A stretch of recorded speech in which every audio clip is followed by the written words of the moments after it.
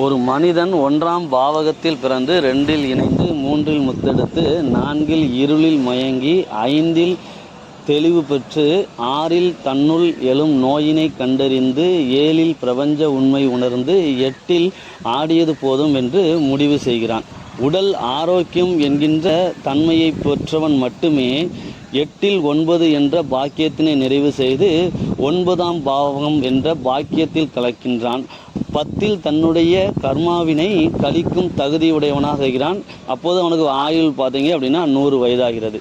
இந்த 10இல் 9 என்கின்ற மிக மிக அரிதான ஒருவர் மட்டுமே 11 என்கின்ற பாவகத்தில் தன்னுடைய கர்மாவை கழித்த தூய ஆன்மா என்பதை அவன் அடைகிறான்.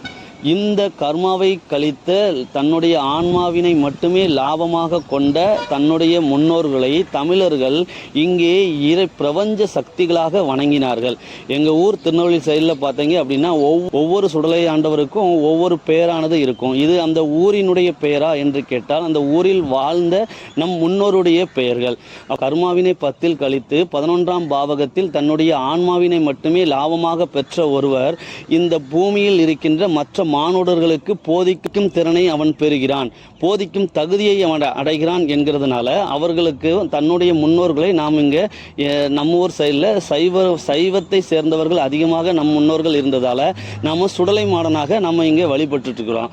பெண் வழிபாடு என்பதும் இங்கே நிறைய அம்மன்கள் பெயர்கள் பேச்சியம்மன்ல இருந்து இசக்கியம்மன்ல இருந்து நிறைய பெயர்களை கொண்டு நம்ம வழிபட்டு இருக்கிறோமே தவிர்த்து இவர்கள் அனைவரும் நம்முடைய கர்மாவை கழித்த நம்முடைய முன்னோர்கள்.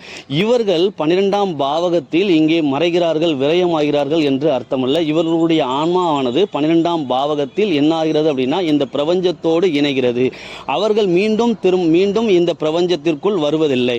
ஆகவே தான் அவர்களை நாம் ஆண்டுதோறும் நாம் இங்கே ஒரு சிறப்பு வழிபாடுகள் செய்து வழிபடுகிறோம். இது ஒரு அறிவார்ந்த ஒரு செயலாகும்.